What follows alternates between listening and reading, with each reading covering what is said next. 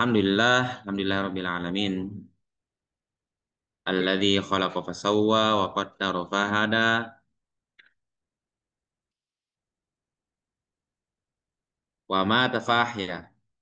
Wassalatu wassalamu ala sayyidina Muhammad khatamin anbiya sayyidil asfiya wa ala alihi wa ashabihi a'immatil huda wa ba'du.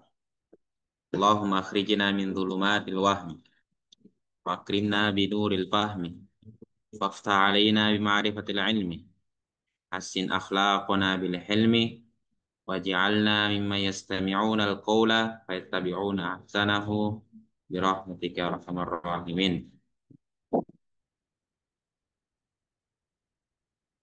Fil usbu'il qadim fil usbu'il madi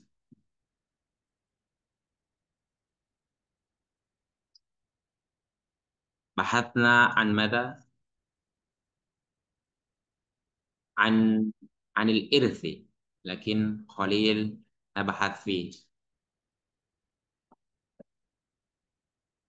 Fal'an insyaallah sanabahathu anil irthi.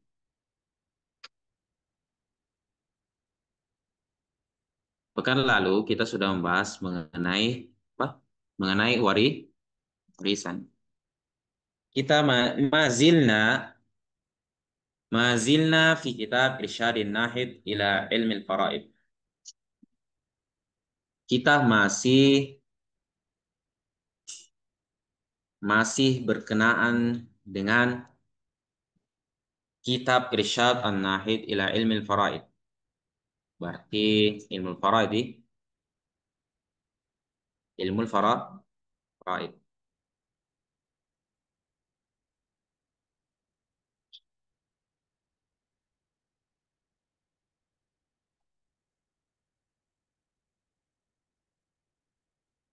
Insyaallah fi hadzal lail al-kitab alladhi yusahibu al-kitab al-mabhath, yakni kitab yang akan menemani kita dalam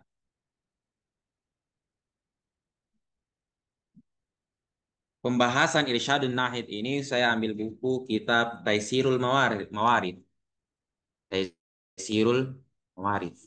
Jadi ini kitab Andre Gruta.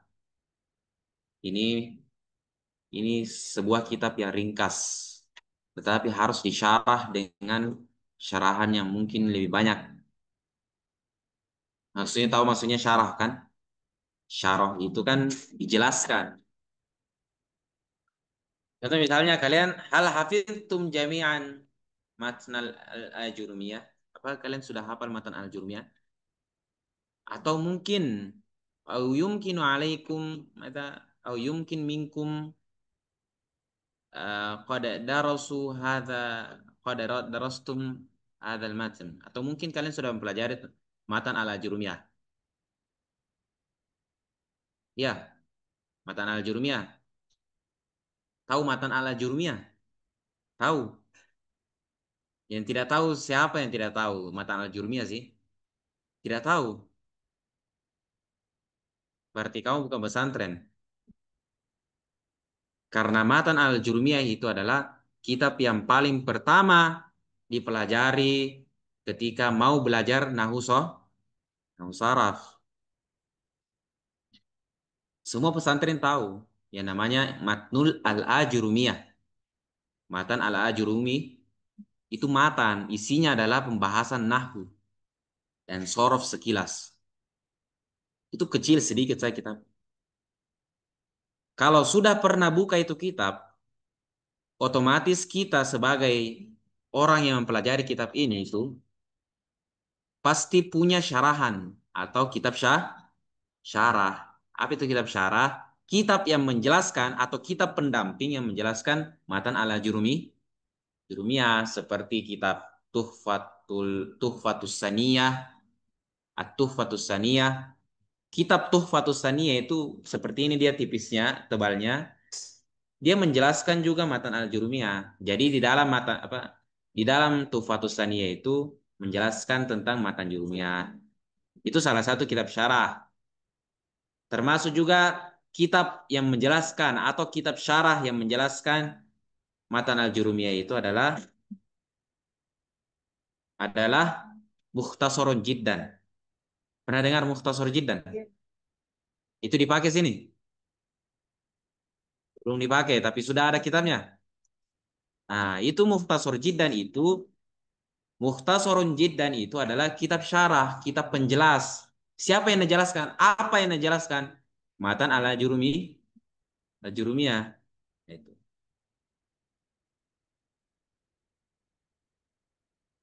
Bisa dipahami?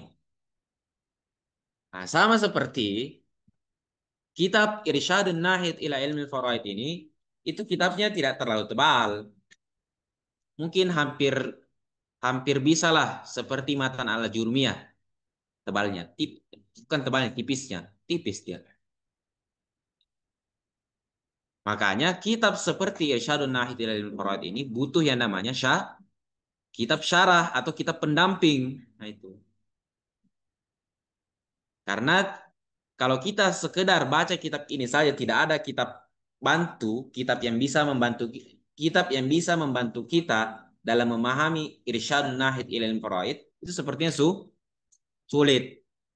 Sama seperti Mursyidut Tullab. Itu Mursyidut Tullab itu isinya apa? Pembahasan apa? Usul fikih. Tentunya model kitabnya itu, model bukunya Mursyidut Tullab itu adalah bentuk syair. Syair itu puisi, puisi dalam bahasa Arab. Sedangkan puisi itu bentuk modelan puisi itu eh, yang ada di dalam kitab Mursyidut Tulab itu model puisi loh, puisi syair yang sulit untuk dipahami kalau tidak ada kitab pendamping, tidak ada kitab yang bantu kita memahami ini. Nah, seperti itu. Sama seperti dalam kitab ini, kita bersyarun ini. Makanya saya bilang untuk mendampingi kitab Irsyadun Nahid ilal Faraid, saya ambil Taisirul Mawarith. Ambil Taisirul Mawarith. Judul lengkapnya adalah Taisirul Mawarith fi Syariatil Islamiyah.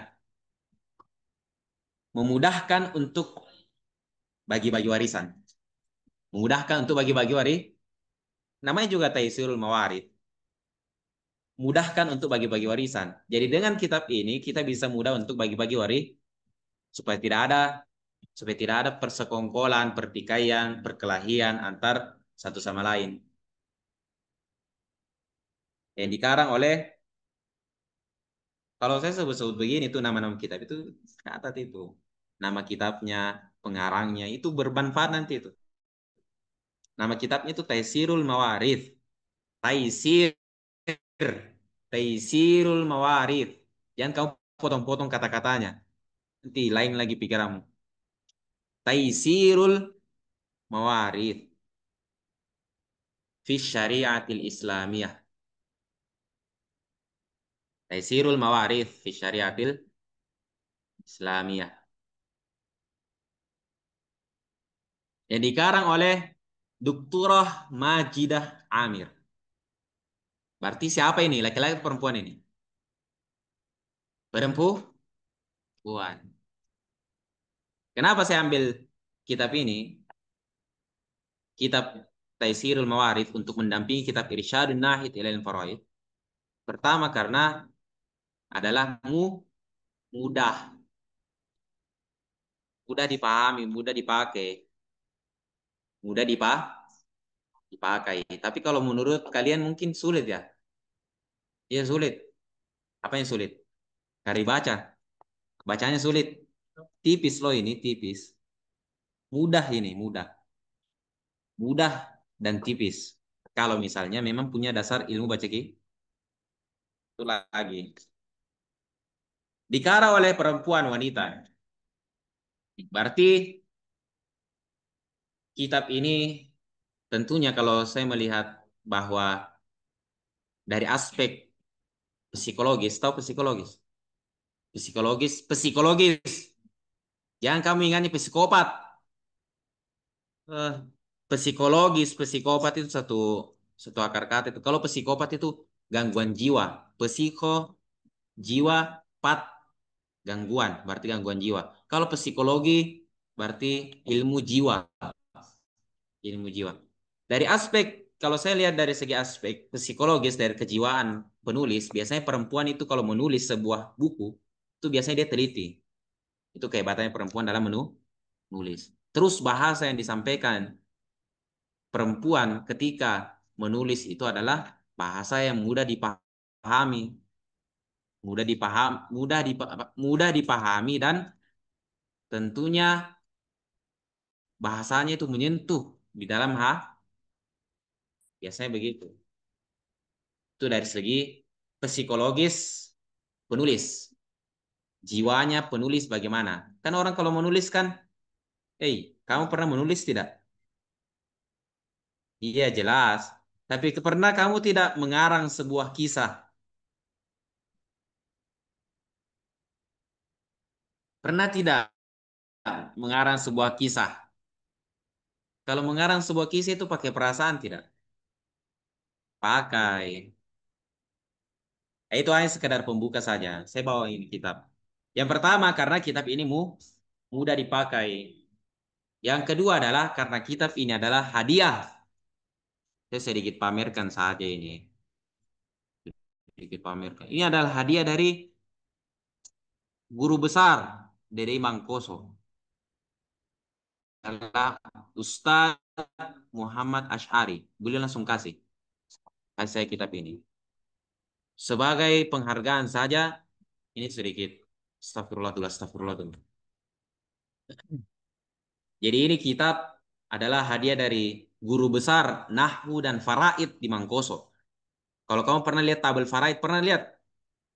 Pernah kalian dapat tabel Faraid? Tabel Faraid yang dari Mangkoso itu. Siapa pengarangnya situ?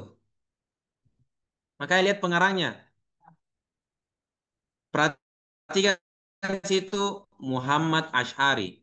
Itu guru besar Nahwu, Nahwu Saraf, guru besarnya nomor satu di Mangkoso dan guru Faraid nomor satu di Mangkoso. Berhasil membuat tabel. Beliau hadiahkan ini sebagai bentuk, ini karena gurunya. Guru saya dulu ini Mangkoso waktu belajar Faraid. Jadi dulu itu. Jadi kalau kalian lanjut di Mangkoso di Madrasah Alia, itu kalian pasti dapat guru faraidnya itu Ustadz Ash'ari.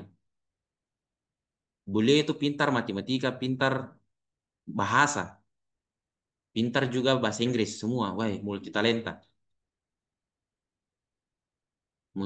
ini beliau. Jadi saya merasa bangga karena diberikan kitab ini.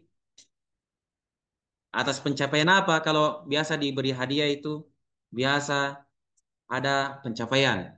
Apa pencapaiannya? Nomor satu paling cepat kerjakan faraid. Jadi lomba itu satu angkatan bukan satu angkatan dari kelas SMA satu SMA sampai kelas 3 SMA yang paling cepat menyelesaikan faraid itu yang mendapatkan buku ini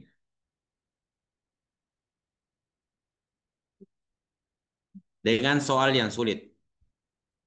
Jadi sedikit sedikit saja pemberitahuan, sedikit saja. Gitu. Nah, kita lanjut. Ini buku mudah. Ternyata saya dapat ini buku. Alhamdulillah, saya bersyukur sekali karena beliau memberikan ini bukan. Ternyata bukunya bukan kaleng-kaleng. Saya baca isinya, ternyata saya terpikat dengan buku ini. Sepertinya dia sudah memanah hati. Penulisnya juga kebetulan bagus ya. Nah, kita masuk ke pembahasan ini itu hanya sekedar sekedar sekedar sekadar saja sekadar sedikit saja.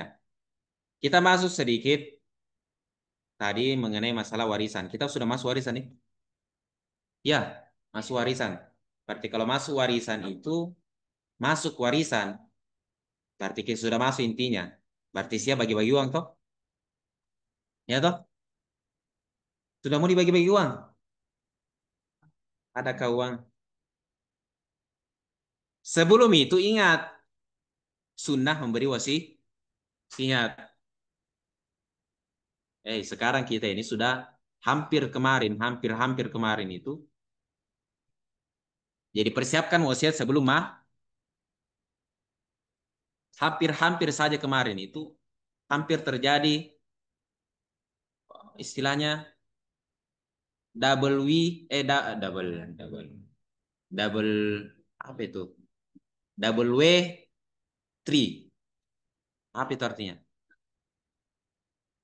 War War Three. Berarti perang dunia hampir saja kemarin. Banyak beberapa kalangan investor itu menyimpan harta investor, orang-orang kaya itu yang sudah mentung memang siapkan siapa penerusnya. Banyak perusahaan-perusahaan di dunia yang sudah sepuh, yang banyak hartanya, dia sudah siapkan bilang siapa nanti pewarisnya ini. Sudah siapkan pewaris, hampir terjadi perang dunia ketiga kemarin. Hampir ya. Kalian sampai dengar beritanya. Hampir ya. Sempat kemarin itu kapal kapal induk Amerika itu melintas dekat Indonesia. Sekedar melintas saja, tidak serang. Bagaimanapun terjadi perang dunia itu, intinya Indonesia tidak akan ikut campur dalam perang. Jadi rasa aman saja, merasa aman. Nah, ini jadi pemerhatian bagi kita untuk segera untuk berhati-hati memberikan wasiat. Ya, wasiat itu penting. Kenapa penting? Karena sebagai sedekah, ya toh, sedekah kepada orang gitu. Selain kita bagi-bagi harta warisan, kita juga persiapkan yang namanya wasiat. Jangan sampai kita meninggal dalam keadaan tidak meninggalkan wasiat. Itu camkan baik-baik. Bisa dipahami nih? Bisa dipahami? Jadi wasiat itu Nah, sekarang kita sudah masuk di al-irth.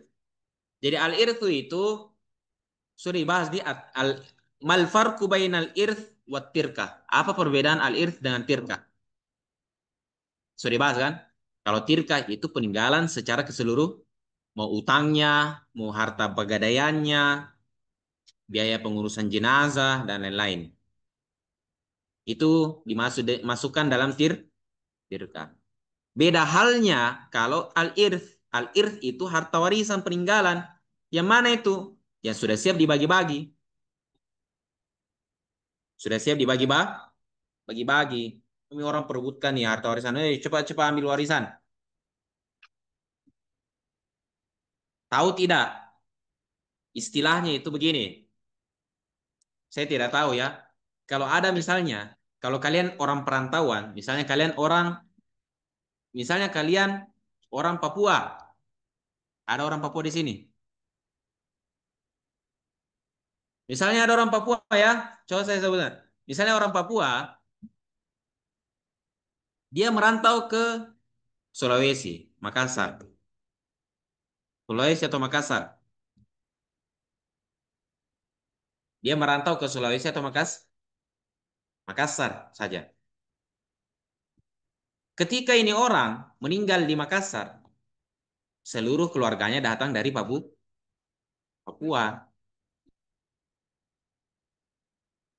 Kalau menurut persangkaan saya, prasangka saja, hanya sekadar prasangka. Prasangka. Yang pertama dia datangi kemungkinan tujuan orang Papua atau orang keluarganya di Papua ini datang ke Makassar untuk melihat jenazahnya. Kemungkinan pertama adalah turut bela sungkawa atau sedih atau istilahnya kumpul-kumpul keluarga lagi. Ya toh? Karena keluarganya Yang kedua, sudah bisa tebak. Menunggu harta siapa tidak mau coba warisan. Gitu toh? Kenapa ada istilahnya itu bilang, jangan dulu kuburkan, tunggu keluarganya dari sana, dari Papua. Yang pertama karena itu, karena mau dikumpulkan keluarganya. Yang kedua, karena harta warisan. Tapi mau tidak mau memang harus begitu. Tidak mungkin harta warisannya istilahnya bilang transfer-transfer, ya toh? Dibagi-bagi di sini dulu, dibagi-bagi di sini. Misalnya, ini orang, ini keluarga di Papua dapat sekian-sekian, dapat seperdua. Misalnya hartanya 2 miliar. Oh, ini yang keluarga di Papua dapat 1 miliar, seperdua dari harta, berarti 1 miliar. Di mana dia? Di Papua. Oh, kalau begitu model transfer saja. Bisa, bisa. Cuman sepertinya momennya itu kurang. Tidak berasa itu vibes-vibesnya itu vibes vibes-nya itu bagi-bagi harta warisan. Begitu. Jelek dirasa kalau transfer saja. Nah, itu tentang harta warisan tadi. Jadi coba kita lihat di dalam kitab ini kita sudah masuk ke jadi ya tadi ya 5 sebelumnya ini ada 5 hak yang harus al-muta'alliqah bitirkah. Masih ingat kan? 5 hak yang berkaitan dengan atirkah. Yang pertama adalah yang pertama adalah tentang zakat, pegadaian dan semisalnya. Yang kedua adalah utang. Coba kita lihat ini sini. Yang kedua adalah mu'natut tajhiz, biaya pengurusan jenazah. Yang ketiga adalah utang, yang keempat wasiat, dan yang kelima ini intinya inti. Apa itu? Al-irthul mujarradu sababuhu anil mani'. Harta warisan yang tidak ada harta warisan yang siap dibagikan yang tidak ada kaitannya dengan apa? Dengan penghalang. Penghalang itu nanti akan disebutkan di dalam bab ini, al-mabahatsus tsani. Penghalang-penghalang warisan. Saya contohkan saja, salah satu penghalang warisan itu adalah membunuh. Misalnya kamu sebagai anak, bunuh orang tua yang banyak hartanya. Oi, saya mau bunuh orang tua, kurang min dzalik. Jangan berpikir begitu. Ingat, jangan sampai berpikir mau bunuh orang tua. Gara-gara harta saya mau bunuh. Saya mau cepat-cepat dapat harta warisan. Lumayan, top up. Nyawa tidak sama dengan top up ML. Tidak ada setaranya itu nyawa. Lebih mahal nyawa dibandingkan itu diamond-diamond itu. Bisa dipahami. Lebih mahal itu. Lebih mahal nyawa. Kamu tahu tidak? Lebih mahal itu nyawa dibandingkan itu. Salah satu bagian dari nyawa adalah unsur-unsur dari nyawa itu adalah bagian-bagian anggota tubuh saja. Kita lihat, ginjal itu sudah mahal. Ginjal, ginjal itu yang kecil ini di sini, itu mahal itu. Baru itu. Tapi jangan kamu berpikir untuk jual ginjal atau apalagi mau ambil ginjal temanmu. Jangan. Auzubillah.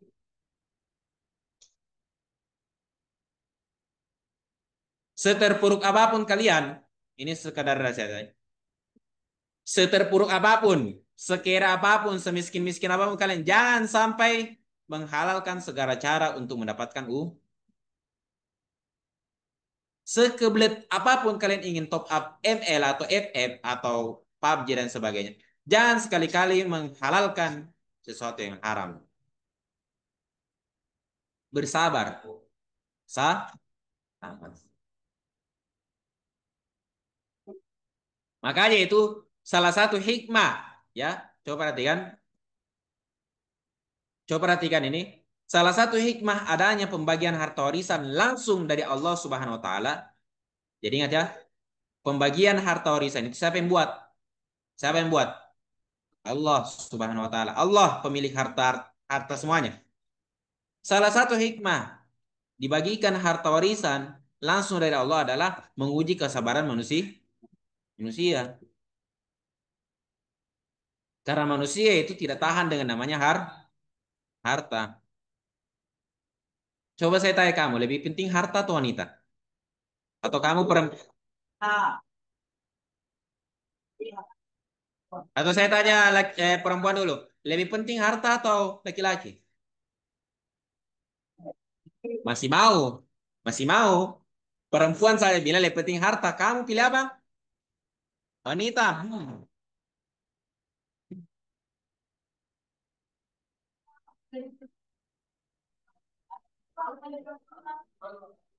Berarti, iya ya, itu.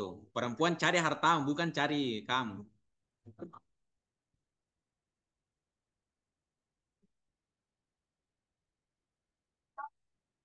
Ya mau di apa? Makanya saya bilang lebih, kalau saya ingin membenarkan jawaban antara laki-laki, ikhwan dengan akhwat, saya lebih pilih nomor di akhwat.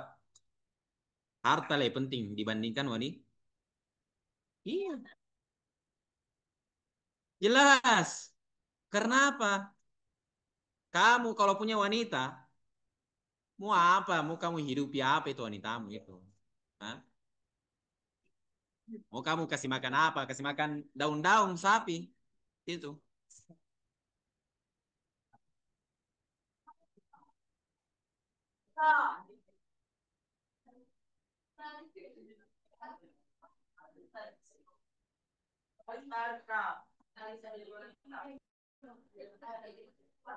Coba kita stop dulu ya. Coba kita pikirkan secara sesama. Pikir-pikir baik-baik, pikir baik-baik. Bukan sekedar main-main ya. Coba kita pikir baik-baik.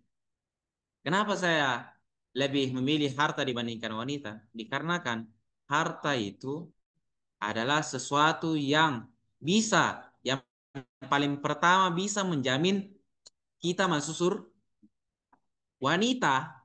Apa kira-kira? Misalnya perempuan memilih laki-laki. Apa jaminannya kalian masuk surga dengan mereka ini yang makhluk hidup ini? Apa kira-kira? Kira-kira bagaimana? Lebih gampang memasukkan surga. Apakah manusia yang lebih gampang yang bisa memasukkan surga itu manusia ataukah harta? Kira-kira bagaimana? Tentunya harta. Harta dengan harta kalian bisa berinfak. Walaupun kalian tidak punya pasangan, tidak punya, misalnya ikhwan tidak punya istri, akhwat juga tidak punya suami, tapi punya harta.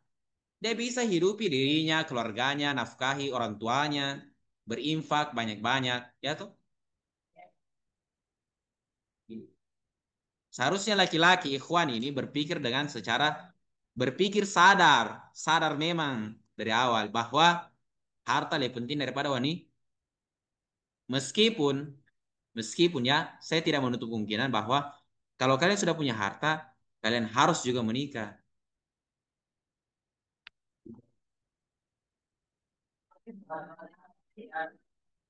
Jadi saya tanamkan memang pikiran dari awal, sejak awal dini, ini ya, sejak awal di sini, saya tanamkan pikiran bahwa harta itu di zaman sekarang itu harta penting. Selain apa?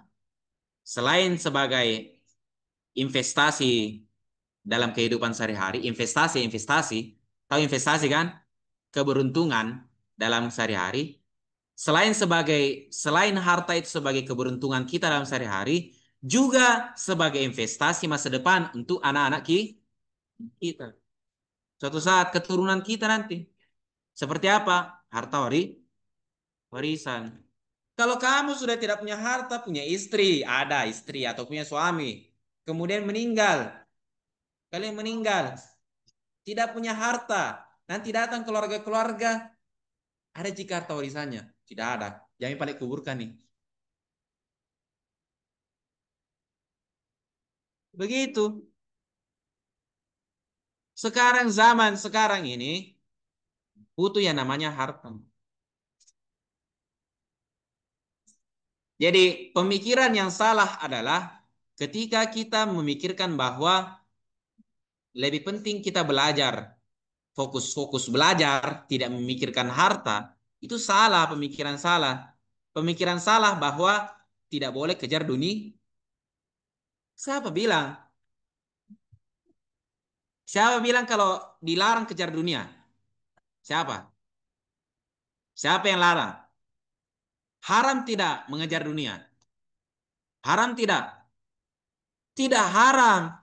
Allah saja perintah wajib dalam Al-Quran. Di dalam Al-Quran Allah memerintahkan dengan kata fil amar, wajib cari harta. Ini sedikit selingan sebelum masuk harta warisan. Karena tidak mungkin kita jelaskan harta warisan sedangkan tidak ada hartamu. Ya toh? Begitu. Begitu cara pemikirannya. Tidak mungkin saya bahas ini harta warisan sedangkan kalian tidak punya harta. Di dalam Al-Quran itu, jadi jangan termakan dengan pemikiran bahwa jangan kejar dunia. Salah itu pemikirannya tidak benar. Allah saja dalam Al-Quran itu memerintahkan dengan fil amar. Tahu tidak fil amar kalau dalam usul fikih? Al aslu fil amri lil wujub lil wajib.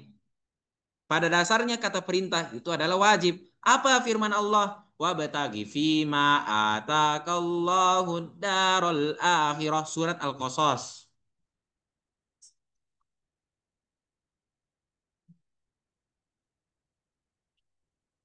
3 halaman terakhir itu. Bagian bawah, bagian kiri. Kalau kalian mau lihat. Saya tidak tahu ayatnya berapa karena tidak tahu baris keberapa juga. Apa artinya? Wabtagi fima atakallahu darul akhirah. Apa artinya? Wabtagi. Itu fil amr. Carilah. Wabtagi. Carilah. Fima atakallahu darul akhirah. Wala tansa nasibaka minad dunya. Wala tansa. Jangan kau lupakan. Berarti itu sudah perintah kan? Larangan untuk tidak boleh lu. Wala tansa nasibaka minad dunya. Jangan kamu lupakan bagianmu dari berarti apa? Disuruh cari juga dunia. Tetapi apa? Utamakan akhirat supaya tidak tersesat. Bisa dipahami sampai sini?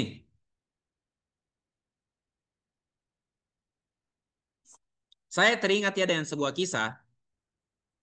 kisah yang mungkin bisa membangkitkan semangat kalian, atau mungkin bisa mungkin mungkin bisa ditebak alur ceritanya gampang jadi ini alur ceritanya gampang ditebak bahwa ada seorang anak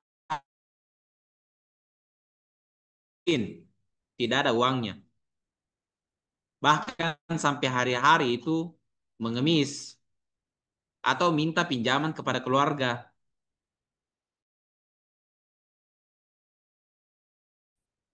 Mungkin sedikit tersinggung ya kalau ada yang mengalami begitu.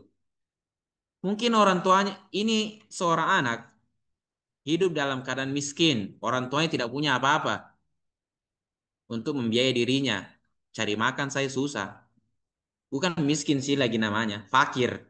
Beda miskin, beda fakir itu sepertinya tidak ada biaya orang yang tidak punya biaya.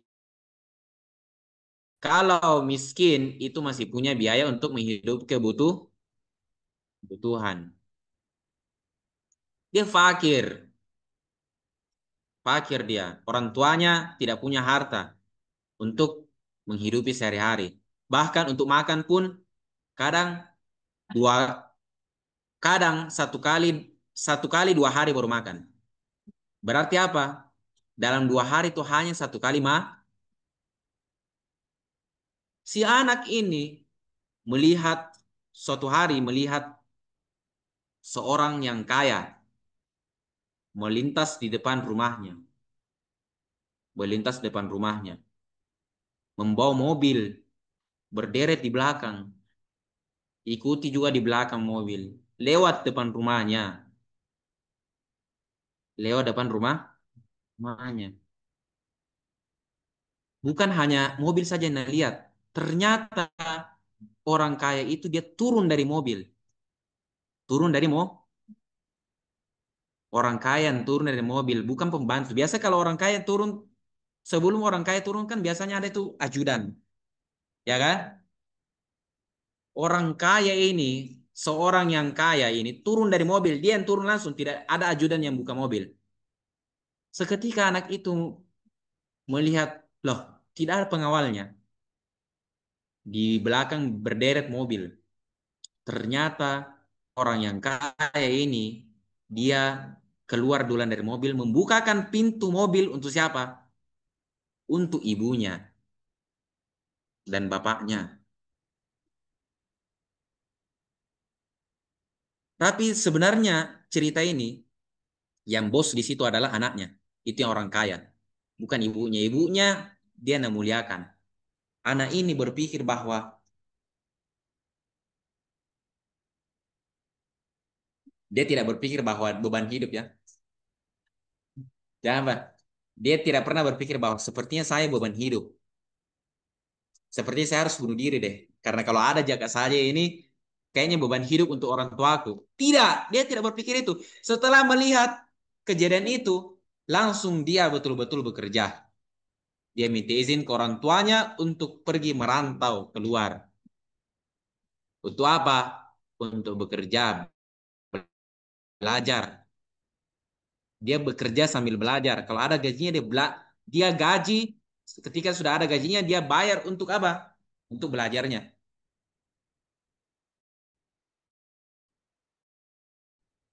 Ada pemasukan dari segi harta dan ada pemasukan dari segi otak ilmu. Dia gunakan baik-baik. Suatu hari dia kembali ke kampungnya. Orang tuanya tidak mengetahui bahwa dia sukses di negeri rantauan. Tidak tahu. Karena ini orang tuanya seperti tidak menyangka bahwa kayaknya anakku sukses. Jadi dia sekedar mengizinkan anaknya untuk pergi merantau tanpa berharap bahwa anaknya sukses. Orang tuanya dia kembali, anak ini kembali ke kampungnya, melihat orang tuanya yang sudah sangat terpuruk, sudah terpuruk orang tuanya, rumahnya semakin rusak. Orang tuanya tidak kenal siapa ini. Dia sudah beda mukanya kan? Ya toh? Sudah jadi orang kaya ini anak. Dia balik kampungnya, orang tuanya tidak kenal. Kenapa bisa? Ya begitu memang. Penampilannya orang miskin dan orang kaya kan beda. Ya toh? Biasanya kalau kita biasanya kalau kita fisik tak, misalnya kita dalam keadaan miskin, biasanya fisik kita itu biasa-biasa sah, biasa saja. Setelah menjadi orang kaya sudah skincarean, sudah apalah, pasti tambah glowing, lebih bagus, berubah pasti mukanya. Orang tua tidak mengenal ini anak. Sampai dia kenalkan baik-baik, saya ini anak yang pergi merantau negeri sini. Dia jelaskan, hmm, ini orang tuanya bukan geleng-geleng, bagaimana ya? Antara mau pingsan dan sadar. Jadi orang kaya sudah berdiri jauh mobil. Dia bawa orang tuanya ke keluar kota. Dia tinggalkan kampungnya. Dia kasih istimewakan orang tuanya sebagaimana kita nih. Orang yang lihat pertama itu orang kaya. Itu loh. Jadi jangan jadikan status kita sebagai orang yang miskin atau fakir itu sebagai apa?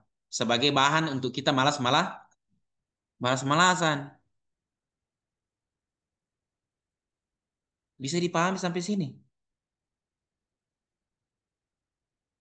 Jadi mungkin pertemuan ini membahas tentang bagaimana supaya cepat dapat harta. Ya, jangan dulu harta warisan. Mana bagi harta warisan tidak ada hartanya kita bikin malu-malu saja. Iya, ada harta warisan. Iya, ada harta warisan. Warisan apa? Utang. Bikin malu kan? Iya, dia tanya keluarga datang. Ada harta warisannya? Iya, ada. Pas ditanya harta warisan, keluarganya senang ada harta warisan. Ternyata apa? Warisan apa? Utang. Bikin malu malu malu. Utang kok dibagi-bagi. Iya toh? Begitu pemikirannya kita seharusnya.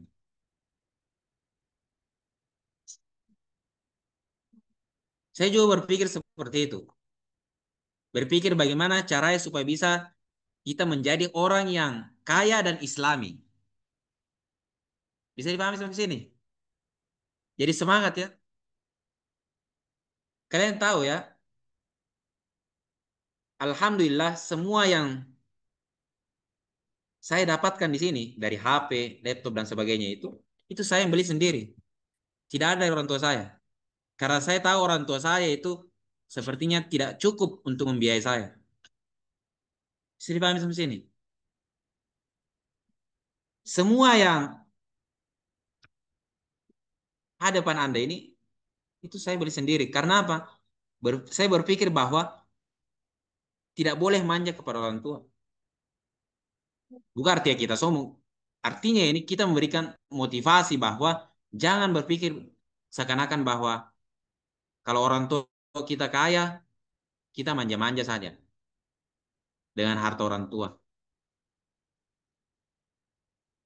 Saya sedikit cerita saja.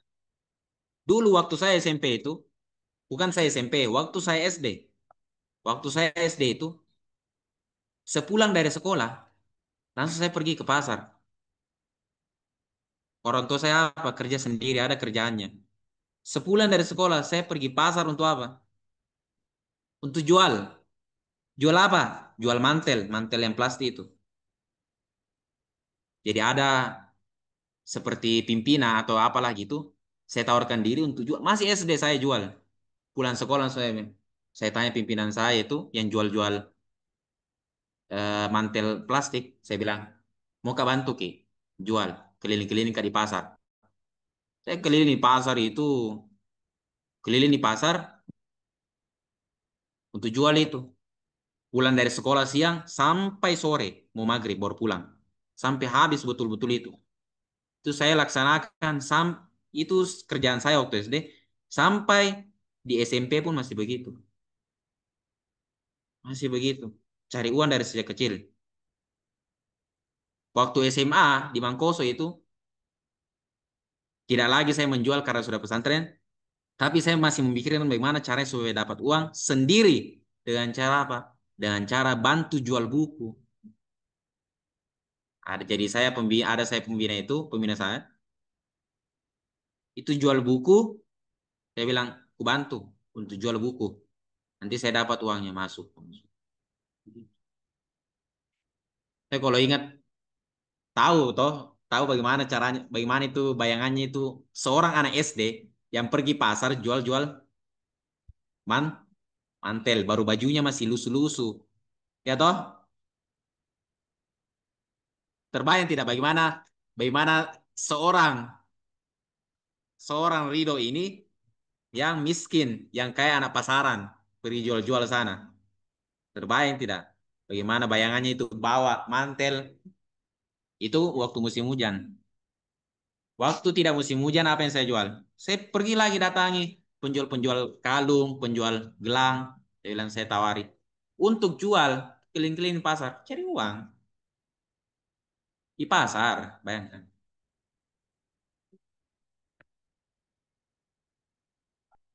Ya Allah, perasaannya saya sedih sekali.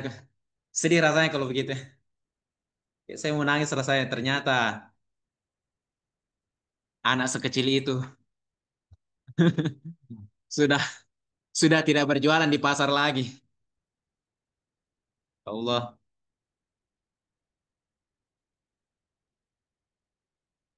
anak sekecil itu tidak berjualan di pasar lagi. Sekarang sudah beda lagi. Sudah berubah.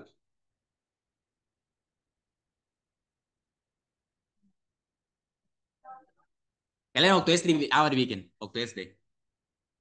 Main game. Kalian tahu saya dapat HP. Iya ya. Saya dapat HP itu. Waktu itu saya dibelikan HP. Ketika dan pertama kali mendapat HP itu kelas berapa? Mau SMA. Ketika mau SMA baru dapat HP. Itu pun HP yang masih jadul sekali. MA atau MA, kuliah, itu baru saya dapat HP. Jadi sebelum itu tidak pernah dapat HP, tidak pernah main HP. Apa saya bikin? Ya nongkrong sama teman, lihat orang main game.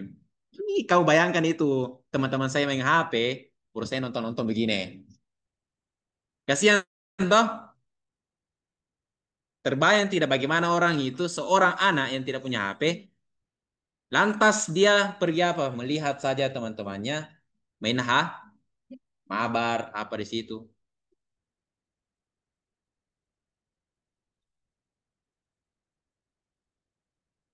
Ya Allah, sedih sekali. Sedih rasanya kalau cerita ini karena betul-betul saya tidak pernah bayangkan seperti begitu. Saya tidak menangis, sedih saja. Beda itu menangis sama sedih. Ya seperti begitu ya. Sekarang kan sudah SMP, kalian sudah USTO. Bagaimana caranya supaya bisa berpikir bagaimana bisa dapat uang? Kalian diberikan uang oleh orang tua misalnya, itu tabung, tabung. Itu salah satu cara. Investasi namanya itu, nama Makanya itu adalah ada istilahnya itu tabungan adalah menabung adalah menabung adalah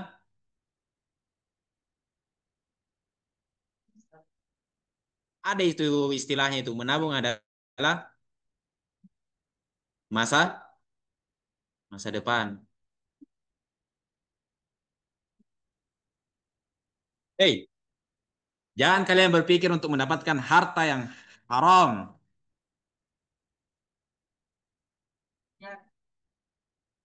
Selalu cari yang halal, halalan toiba. Supaya apa? Supaya jadi investasi bagi diri sendiri dan investasi untuk siapa? Keturu, supaya kamu tidak jadi beban untuk keturunanmu. Jangan jangan begini. Jangan jadi seperti begini. Sudah beban waktu kecil, motong beban jadi orang tua. Ya atau begitu istilahnya ya. Ketika kecil sudah menyusahkan orang tua, ketika sudah dewasa, sudah mau mati, menyusahkan juga anak-anaknya. Apa ini? Apa itu begituan? Jangan berpikir begitu. Jadi sekarang berpikir bagaimana caranya supaya antum wa antunna bisa mendapatkan harta yang halal dan jangan apa? Lupakan Islami. Keislaman kalian jangan lupakan. Kalau orang sudah kejar dunia itu biasanya lupai sholatnya. Lupai sholat. Sekarang kita lihat orang-orang kaya di dunia ini rata-rata siapa? Dari agama apa? Adakah adakah nomor satu orang kaya nomor satu di dunia ini yang orang Islam? Orang apa itu? Beragama apa? Non Islam. Nonis. Islam kemana? Kemana Islam?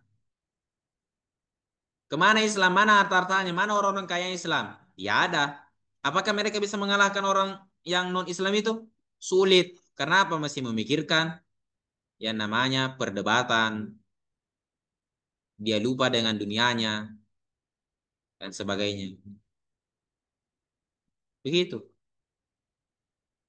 Jadi jadilah anak-anak yang siap atau santri-santri dan santriwati yang siap untuk menempuh masa depan karena sepertinya masa depan kalian ini waktu yang akan datang ini berbeda dari yang berbeda. Kamu masih SMP saja ini sudah mau perang dunia ketiga. Bagaimana kalau nanti kamu sudah besar, SMA sudah kuliah, apa? Terjadi perang dunia? Nauzubillah mudah tidak jadi. Mudah tidak bakal terjadi istilahnya begitu perang-perang. Jadi itu saja pembahasan pada malam hari ini. Tidak perlu seperti tidak perlu dulu bahas mengenai permasalahan Harta warisan. Pekan depan baru kita bahas. Karena ini pembahasan penting. Tidak mungkin kita bagi harta warisan kalau tidak ada harta. Menangis nanti itu keluarga kasihan. Yang kamu wariskan itu adalah utang. Menangis itu. Bikin malu. Jadi adik-adik semua, sekarang ini tanamkan pikiran bahwa kalian belajar baik-baik dan cari harta sebanyak mungkin untuk apa? Untuk kebaikan kebaikan kita dan umat. Itu yang sekarang dipikirkan baik. Bisa dipahami sampai sini? Paham tum jamian? Seperti itu ya. Allah alam.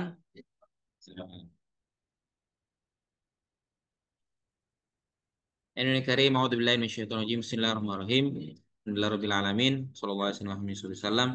Allahumma fa'alna bima 'allamtana wa 'allimna ma yanfa'una. Subhanaka la ilma lana illa ma 'allamtana innaka antal alimul hakim. Wa la haula wa la quwwata illa billahil azim. Allahumma fa'alna bima sami'na, Allahumma fa'alna bima 'alimna, Allahumma fa'alna bima 'allamtana ya rabbal alamin. Allahumma faqihna fid din wa 'allimna at-ta'wil. Allahumma kfina bihalalik an haramika wa qina fadlika amman siwak. ربنا آتنا في الدنيا حسنة وفي الآخرة حسنة وقنا عذاب النار وصلى الله عليه والحمد لله رب العالمين. السلام عليكم ورحمة الله وبركاته. Waalaikumsalam warahmatullahi wabarakatuh.